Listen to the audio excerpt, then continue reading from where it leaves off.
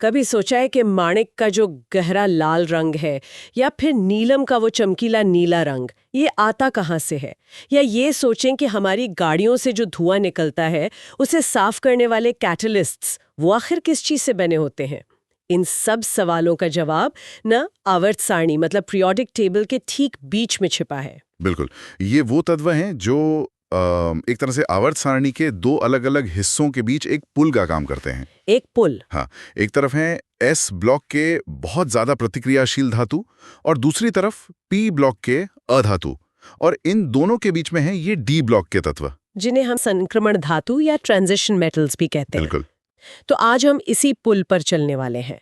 हमारे पास जो स्रोत है वो इन्हीं तत्वों के अनोखे गुणों की गहराई से पड़ताल करते हैं, और हमारी कोशिश ये समझने की होगी कि इन धातुओं का बस एक छोटा सा गुण कि इनके परमाणुओं में एक अधूरा डी सबशेल होता है, ये एक गुण कैसे इन्हें इतनी सारी अद्भुत शक्तियां दे देता है। एकदम सही कहा। ये एक चाबी है जो कई दरवाजे खोलती है। इनकी लगभग सारी खासियतें जिनका हम आज जिक्र करेंगे वो इसी एक, कह सकते हैं, अधूरी बनावट से निकलती हैं। तो ये अधूरापन ही इनकी सबसे बड़ी ताकत है। हाँ, बिल्कुल। चलिए तो फिर इस अधूरेपन के राज को खोलते हैं। पहला और सबसे बड़ा गुण जो हमारे श्रोता बताते हैं वो है इनकी एक से ज्यादा ऑक्सीकरण अवस्थाएं दिखाने की क्षमता।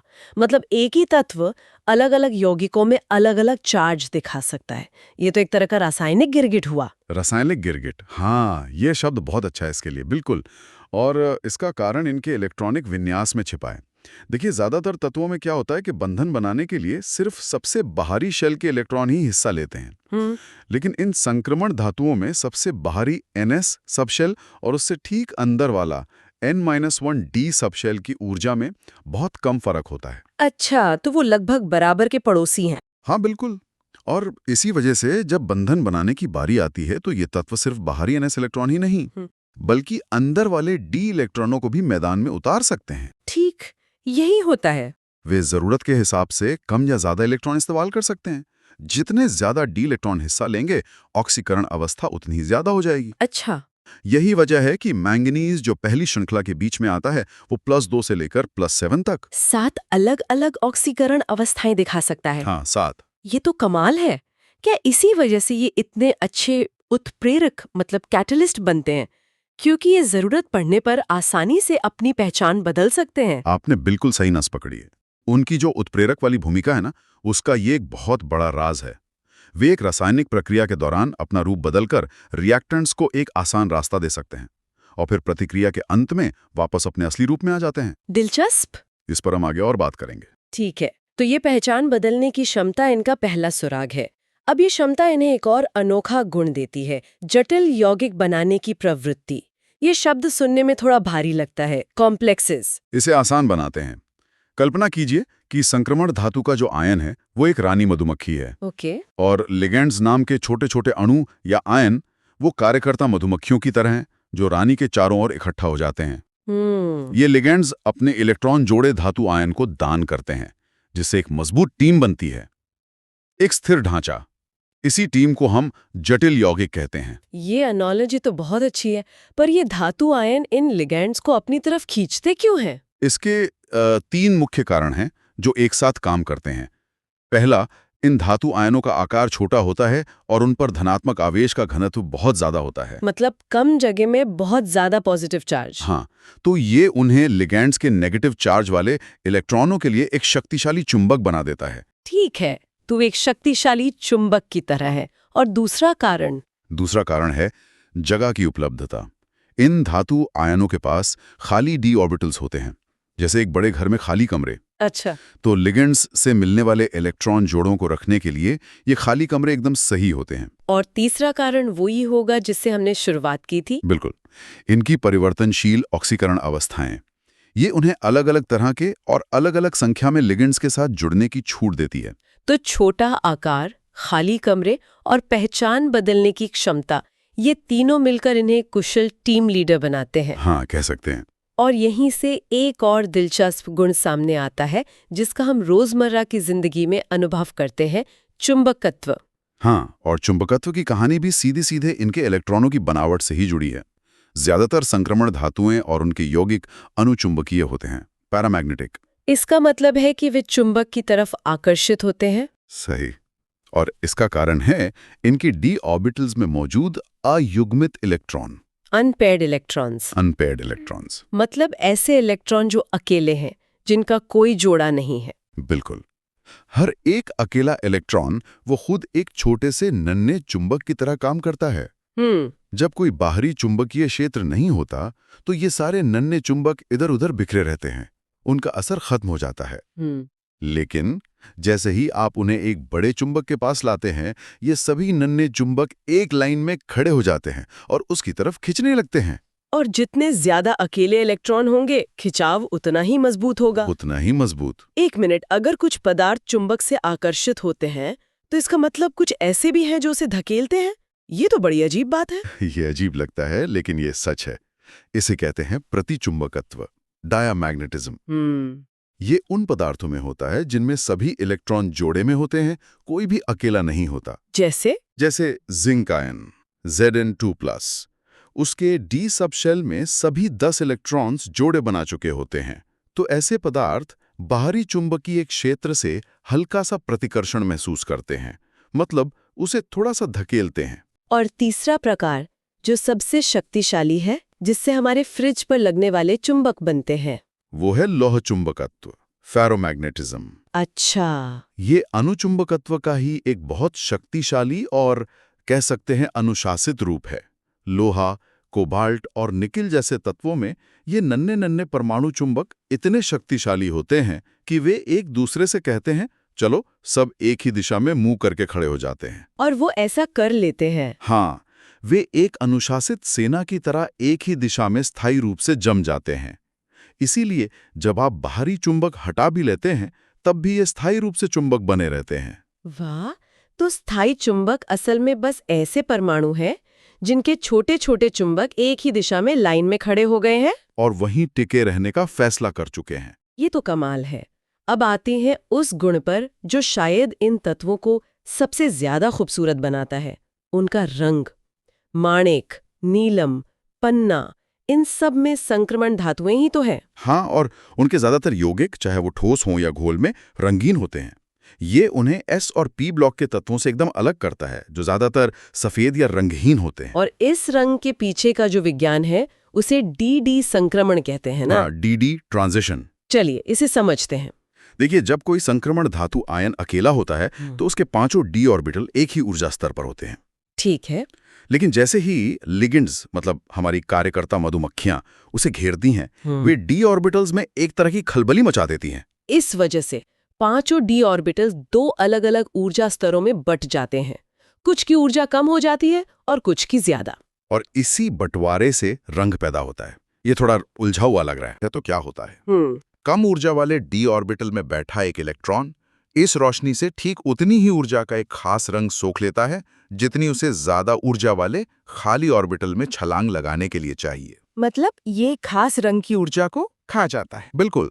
मान लीजिए उस यौगिक ने रोशनी में से लाल रंग सोख लिया। ओके। तो बाकी जो रंग बचकर हमारी आंखों तक पहुंचेंगे, उनका मिलाजुला असर हमें दिखाई देगा, जो कि इस मामले में हरा नीला होगा। अच्छा, तो हमें जो रंग दिखाई देता है वो असल में उस सोखे गए प्रकाश का पूरक रंग, मतलब कॉम्प्लीमेंट्री कलर होता है। सही। तो आप कह सकती हैं कि किसी चीज का रंग इस बात पर निर्भर करता है कि वो कौन सा रंग नहीं है। इसका मतलब रंगीन होने के लिए दो शर्तें जरूरी हैं। जी। एक, छलांग लगाने के लिए एक इलेक्ट्रॉन होना चाहिए। हाँ। आयनों का डी सबशेल पूरी तरह से खाली हो, D0, या पूरी तरह से भरा हो, D10। जैसे Sc3+ या Zn2+। हाँ, वो आमतौर पर रंगहीन या सफेद होते हैं, क्योंकि उनमें ये डी छलांग संभव ही नहीं है। लेकिन मैंने पढ़ा है कि पोटेशियम पर मैंगनेट KMnO4, उसका रंग बहुत गहरा बैंगनी होता है, जबकि उसमें मैंगनीज की ऑक्सीकरण अवस्था +7 है, यानी D0 विन्यास।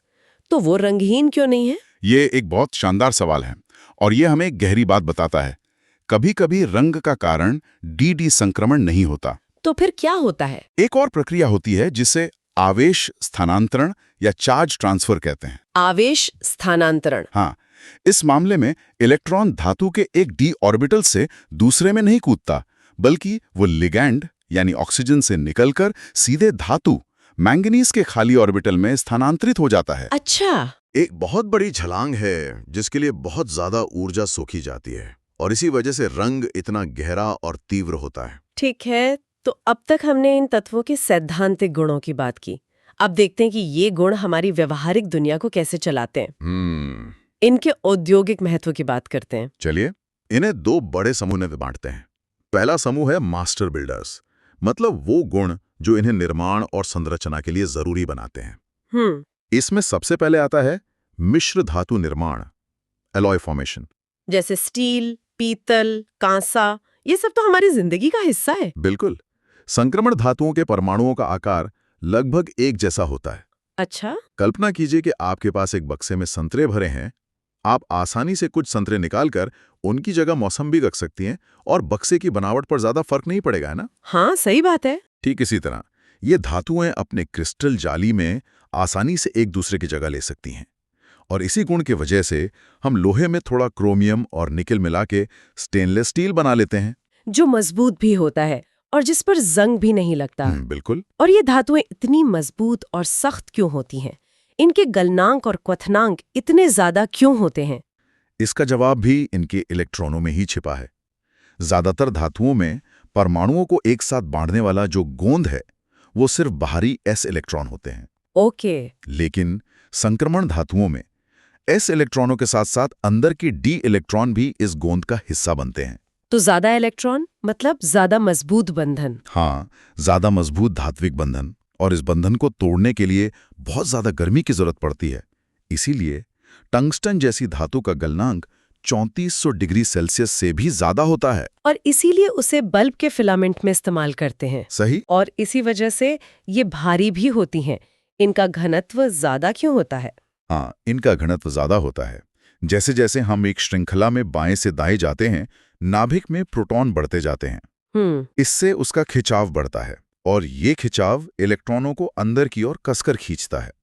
परमाणु का आकार थोड़ा सिकुड़ जाता है। तो कम जगह में ज्यादा द्रव्यमान का मतलब है ज्यादा घनत्व। बिल्कुल। इसीलिए सोना या प्लैटिनम जैसी धातुएं इतनी भारी होती हैं। तो ये तो हुई मास्टर बिल्डर्स की बात। अब आते हैं दूसरे समूह पर, जो शायद और भी ज्यादा महत्वपूर्ण है, केमिकल मैचमेकर्स। हाँ, इनकी उत्प्रेरक गतिविधि। ये तो शायद इन तत्वों का सबसे बड़ा आर्थिक योगदान है। बिल्कुल है। इनकी उत्प्रेरक गतिविधि अद्भुत है।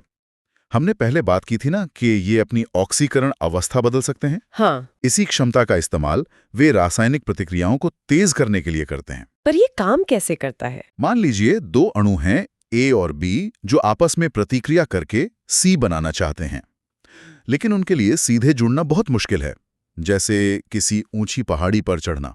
ठीक है। तो संक्रमण धातु का उत्प्रेरक एक गाइड की तरह काम करता है। वो पहले A से हाथ मिलाता है, फिर अपनी ऑक्सीकरण अवस्था बदलकर B से भी हाथ मिला लेता है और दोनों को एक आसान, कम ऊंचाई वाले रास्ते से मिला देता है। अच्छा। और जैसे ही C बन जाता है, उत्प्रेरक दोनों का हाथ छोड़कर वापस अपने पुराने रूप में आ जाता है, अगली जोड़ी की मदद करने के लिए तैयार। इसका कोई असली दुनिया का उदाहरण? सबसे बड़ा उदाहरण है हैबर-बॉश प्रक्रिया, हैबर-बॉश प्रोसेस। इसमें हवा की नाइट्रोजन और हाइड्रोजन से अमोनिया बनाया जाता है, जो दुनिया भर में उर्वरक, फर्टिलाइजर्स बनाने के काम आता है। हाँ, और ये प्रक्रिया लोहे मतलब आयरन के उत्प्रेरक के बिना व्यावसायिक रूप से संभव ही नहीं होती। वाह। तो कह सकते हैं कि दुनिया की आधी आबादी का पेट भरने वाले अनाज को उगाने में एक संक्रमण धातु का हाथ है। ये तो बहुत बड़ी बात है। तो इनके सारे गुण, रंग, चुंबकत्व, मजबूती, उत्प्रेरक क्षमता, सब कुछ उसी एक अधूरे डी सबशेल से शुरू होता है। बिल्कुल, ये अधूरा डी सबशेल ही उनकी सारी विशेषताओं की चाबी है। ये उन्हें वो लचीलापन, वो प्रतिक्रियाशीलता और विविधता देता है जो किसी और समूह के तत्वों में देखने को नहीं मिलती। तो आज की चर्चा का सार ये है कि डी ब्लॉक तत्वों का अधूरापन ही उनकी असली पूर्णता है। ये उन्हें सिर्फ आवर्त सारणी के बीच में एक पुल नहीं बनाता, बल्कि विज्ञान और प्रौद्योगिकी की दुनिया में एक केंद्रीय भूमिका निभाने की शक्ति देता है। बिल्कुल। और इसी के साथ हम अपने श्रोताओं के लिए एक विचारणीय प्रश्न छोड़ सकते हैं। जरूर। ये देखते हुए कि इन तत्वों के उत्प्रेरक और मिश्र धातु बनाने जैसे गुण हमारे उद्योगों और प्रौद्योगिकी के लिए कितने महत्वपूर्ण हैं, जरा सोचिए, अगर आवर्त सारणी में तत्वों का ये पुल मौजूद नहीं होता तो हमारी आधुनिक दुनिया, हमारी गगनचुंबी इमारतें, हमारे तेज रफ्तार हवाई जहाज, हमारे खेतों के लिए उर्वरक और यहाँ तक कि हमारे गहनों के रंग कितनी अलग और शायद कितनी बेरंग होती।